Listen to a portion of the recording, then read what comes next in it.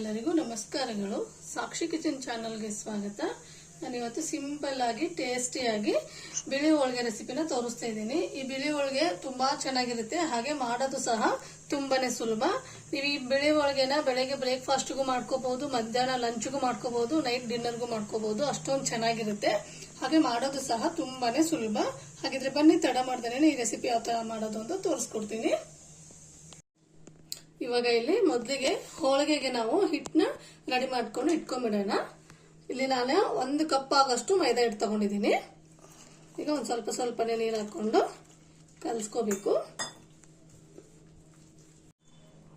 ನೀವು ಬೇಳೆ ಒಬ್ಬಟ್ಟಿಗೆ ಯಾವ ತರ ನಾದ್ಕೋತೀರಾ ಹಿಟ್ಟನ್ನ, ಈ ಬಿಳಿ ಹೋಳಿಗೆಗೂ ಸಹ ಅದೇ ತರನೇ ನಾದ್ಕೊಳ್ಳಿ. ಅದೇ ಒಂದ್ ಸ್ವಲ್ಪ ಗಟ್ಟಿಯಾಗಿರ್ಬೇಕು ಹಿಟ್ಟು, ಯಾಕಂದ್ರೆ ನಾವಿಲ್ಲಿ ಮುದ್ದೆ ಮಾಡ್ಬಿಟ್ಟು ಹೋಳಿಗೆ ಮಾಡ್ತಿರೋದ್ರಿಂದ ಒಂಚೂರು ಗಟ್ಟಿಯಾಗಿರ್ಲಿ. ನೋಡಿ, ನಾನಿಲ್ಲಿ ಇವಾಗ ಈ ತರ ಕಲ್ಸ್ಕೊಂಡಿದೀನಿ.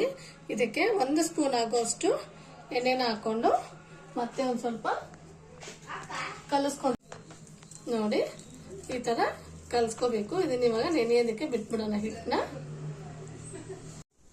ಇವಾಗ ಮುದ್ದೆ ಮಾಡೋದಕ್ಕೆ ನೀರ್ನ ಬಿಸಿಗಿಟ್ಕೊಂಡಿದೀನಿ. 1 ಕಪ್ಪಿಗೆ 2 ಕಪ್ ಆಗೋಷ್ಟು ನೀರ್ನ ಹಾಕೊಂಡು ಬಿಸಿಗಿಟ್ಕೊಂಡಿದೀನಿ. ಹಾಗೆ ಇಲ್ಲಿ ರುಚಿಗೆ ತಕ್ಕಷ್ಟು ಉಪ್ಪನ್ನ ಸೇರಿಸ್ಕೊಂತ ಇದ್ದೀನಿ. ನೋಡಿ, ಇದು ಇವಾಗ ಕುದಿ ಬರ್ಬೇಕು ನೀರು. ನೋಡಿ, ಇವಾಗ ಕುದಿ ಬರ್ತಾ ಇದೆ. ಈ ಟೈಮಲ್ಲಿ ನಾವು ಈ ಅಕ್ಕಿ ಹಿಟ್ಟನ್ನ ಹಾಕೋಬೇಕಾಗತ್ತೆ. ನಾನಿಲ್ಲಿ ಮೊದಲೇ ಜರಡಿ ಮಾಡಿ ಇಟ್ಕೊಂಡಿದ್ದೆ ಅಕ್ಕಿ ಹಿಟ್ಟನ್ನ, ಆ ಅಕ್ಕಿ ಹಿಟ್ಟನ್ನ ಹಾಕೊಂತ ಇದ್ದೀನಿ. ಇವಾಗ ನೀಟಾಗಿ ಮುದ್ದೆನ ಮಾಡ್ಕೋಬೇಕು. ಗಂಟಿಲ್ದೇನೆ ಮುದ್ದೆನ ಮಾಡ್ಕೊಳ್ಳಿ. ನೋಡಿ, ಇವಾಗ ನೀಟಾಗಿ ಇವಾಗ ಮುದ್ದೆ ಆಗ್ತಾ ಇದೆ. ಇದಕ್ಕೆ ಇವಾಗ ನೀರು ಕಡಿಮೆ ಆಯ್ತು. ನಾನು ಇಲ್ಲಿ ಮೇಲ್ಗಡೆ ಒಂದ್ ಸ್ವಲ್ಪ ನೀರ್ನ ಈ ತರ ಚುಮ್ಮಿಸ್ಕೊಂತ ಇದ್ದೀನಿ. ಮೊದ್ಲಿಗೆ ಜಾಸ್ತಿ ನೀರ್ ಹಾಕೊಂಡ್ಬಿಟ್ರೆ ಮುದ್ದೆ ಸ್ವಲ್ಪ ನೀರಾಗ ಆಗ್ಬಿಡುತ್ತೆ. ಅದಕ್ಕೋಸ್ಕರ ಇವಾಗ ಇದನ್ನ ಹಬೆಯಲ್ಲಿ 1 2 ರಿಂದ 3 ನಿಮಿಷ ಬಿಡ್ಬೇಕಾಗತ್ತೆ. ನೋಡಿ, ಇವಾಗ ನೀಟಾಗಿ ಬೆಂದ್ಕೊಂಡಿದೆ ಹಿಟ್ಟು. ನಿಮ್ಗೆ ಇವಾಗ ಈ ಟೈಮಲ್ಲಿ ಏನಾದ್ರು ಉಪ್ಪು ಕಡಿಮೆ ಆದ್ರೆ ಒಂದ್ ಸ್ವಲ್ಪ ನೀರಿಗೆ ಉಪ್ಪನ್ನ ಸೇರಿಸ್ಕೊಂಡು ಈ ಟೈಮಲ್ಲಿ ಒಂದ್ ಸ್ವಲ್ಪ ನೀವು ಉಪ್ಪನ್ನ ಸೇರಿಸ್ಕೋಬಹುದು. ಈ ಹದಕ್ಕೆ ಇರ್ಬೇಕಾಗತ್ತೆ ನಮ್ಗೆ ಈ ಹೂರ್ಣ. ನೋಡಿ, ಇದನ್ನ ಇವಾಗ ಪೂರ್ತಿ ತಣ್ಣಗಾಗೋದಕ್ಕೆ ಬಿಟ್ಬಿಡ್ತೀನಿ ನಾನು. ಸ್ಟೋವ್ನ ಆಫ್ ಮಾಡಿ. ನೋಡಿ, ಇದು ಇವಾಗ ತಣ್ಣಗಾಗಿದೆ. ಪೂರ್ತಿ ತಣ್ಣಗಾಗಕ್ಕೆ ಬಿಡಬಾರ್ದು, ಒಂದ್ ಸ್ವಲ್ಪ ಉಗುರು ಬೆಚ್ಚಗಿದ್ರೆ ಸಾಕು. ಇದಕ್ಕೆ ಇವಾಗ ಕೈಗೆ ಒಂದ್ ಸ್ವಲ್ಪ ಎಣ್ಣೆನ ಅಪ್ಲೈ ಮಾಡ್ಕೊಂಡು ನೀಟಾಗಿ ಒಂದ್ಸರಿ ಇದನ್ನ ನಾವು ನಾದ್ಕೋಬೇಕಾಗುತ್ತೆ. ಎಲ್ಲಾದ್ರೂ ಗಂಟಿದ್ರೆ ನೀಟಾಗಿ ಒಡ್ಕೊಂಡು ಹೋಗುತ್ತೆ. ಅದಕ್ಕೋಸ್ಕರ ಇಲ್ಲಿ ನೀಟಾಗಿ ನಾದ್ಕೋಬೇಕು. ನೋಡಿ, ಈ ತರ ನೀಟಾಗಿ ನಾದ್ಕೋಬೇಕು. ಇವಾಗ ಚಿಕ್ಕದಾಗಿ ಉಳ್ಳೆಗಳನ್ನ ಮಾಡ್ಕೋಬೇಕಾಗುತ್ತೆ. ಹಿಟ್ಟು ತುಂಬಾನೇ ಗಟ್ಟಿಯಾಗಿರ್ಬಾರ್ದು, ತುಂಬಾ ಮೆದುವಾಗೂ ಇರಬಾರ್ದು. ಒಂದ್ ಹದಕ್ಕೆ ಇರ್ಬೇಕು. ಯಾಕಂದ್ರೆ ನಾವಿಲ್ಲಿ ಒಬ್ಬಟ್ಟು ಮಾಡೋದ್ರಿಂದ ತಟ್ಟದಕ್ಕೆ ಬರ್ಬೇಕಲ್ವಾ, ಅದಕ್ಕೋಸ್ಕರ. ನೋಡಿ, ನಿಮ್ಗೆ ಎಷ್ಟು ಬೇಕೋ ಅಷ್ಟು ಇಲ್ಲಿ ಹಿಟ್ಟನ್ನ ತಗೋಬಹುದು. ನೀವೇನಾದ್ರೂ ಹೋಳಿಗೆನ ದೊಡ್ಡದು ಮಾಡ್ತೀವಿ ಅಂದ್ರೆ ನೀವು ದೊಡ್ಡ ಸೈಜ್ ಅಲ್ಲಿ ಈ ಕಂಕಣನ ತಗೊಳ್ಳಿ.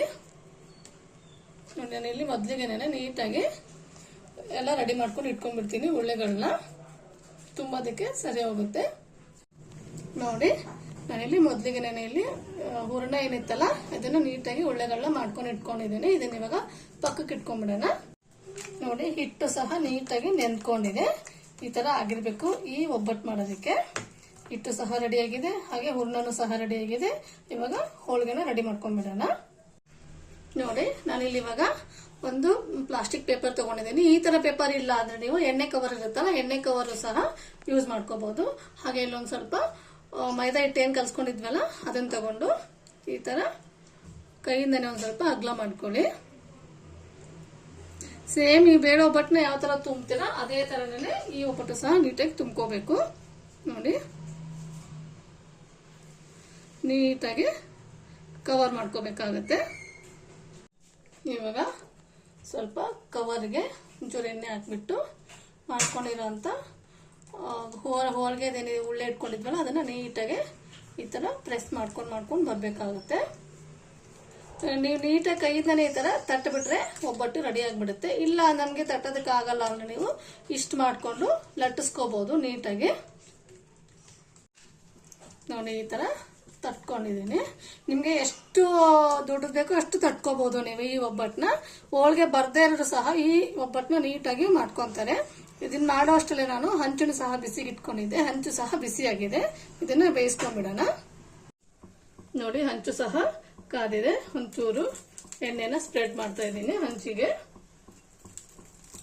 ಈ ಹಂಚು ಹೊಗೆ ಬರೋ ತರ ಕಾಯಿಸ್ಕೊಂಡ್ಬಿಟ್ರೆ ಹೋಳಿಗೆ ತುಂಬಾ ಚೆನ್ನಾಗಿ ಬರುತ್ತೆ. ಮಾಡ್ಕೊಂಡಿರೋಂಥ ಹೋಳಿಗೆನ ಇದ್ರ ಮೇಲೆ ಹಾಕೊಂತ ಇದ್ದೀನಿ.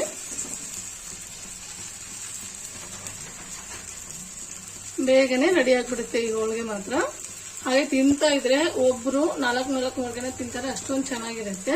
ಇದ್ರ ಜೊತೆಗೆ ಸೀಕರಣೆ ಮಾಡ್ಕೋಬಹುದು, ಇಲ್ಲ ಕಾಯಿ ಚಟ್ನಿ ಮಾಡ್ಕೋಬಹುದು, ಇಲ್ಲ ಪಲ್ಯ ಏನಾದ್ರೂ ಮಾಡಿರ್ತಿರಲ್ಲ ಮನೇಲಿ ನೀವು, ಅದಿದ್ರೂ ಸಾಕಾಗುತ್ತೆ. ನೋಡಿ, ಇವಾಗ ರೆಡಿ ಆಗಿದೆ. ನಾನು ಇನ್ನೊಂದ್ ಸೈಡು ಟರ್ನ್ ಮಾಡ್ಕೊಂತ ಇದ್ದೀನಿ.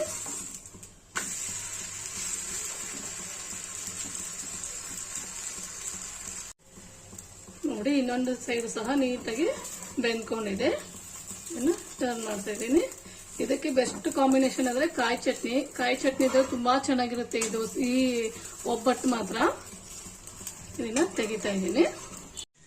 ನೋಡಿ, ರೆಡಿಯಾಗಿದೆ ಬಿಳಿ ಹೋಳಿಗೆ. ಎಷ್ಟು ಚೆನ್ನಾಗಿ ಸಾಫ್ಟ್ ಆಗಿ ಬಂದಿದೆ ಅಂತ ನೋಡಿ.